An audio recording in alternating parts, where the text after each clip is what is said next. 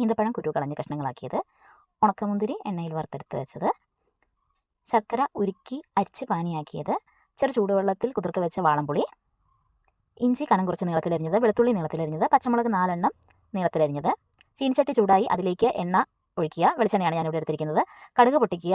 അതിനൊപ്പം തന്നെ നമ്മൾ കുറച്ച് ഉലുവയും കൂടി ആഡ് ചെയ്തിട്ടുണ്ട്. അതിലേക്ക് ആവശ്യാനുസരണം കറിവേപ്പില, നീളത്തിലരിഞ്ഞ് വെച്ചിരുന്ന വെളുത്തുള്ളി, ഇഞ്ചി, പച്ചമുളകും കൂടി ചേർത്ത് നന്നായിട്ട് വഴറ്റുക. അതിലേക്ക് ആവശ്യാനുസരണം മുളക് പൊടി, ഒരു നുള്ളു മഞ്ഞൾപ്പൊടിയും കൂടി ചേർത്ത് നന്നായിട്ട് ഇളക്കുക. നമ്മൾ അരിഞ്ഞ് വെച്ചിരിക്കുന്ന ഈന്തപ്പഴം അതിലേക്ക് ചേർത്ത് ഇളക്കി കൊടുക്കുക. ഇനി നമ്മൾ കുതിർത്ത് വെച്ചിരുന്ന വാളംപുളിയുടെ വെള്ളം അത് അതിലേക്ക് ചേർത്ത് കൊടുക്കുക.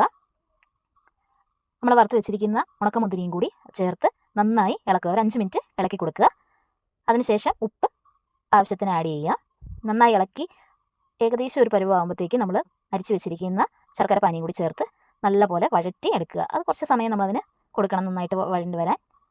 ഇനി അതൊന്ന്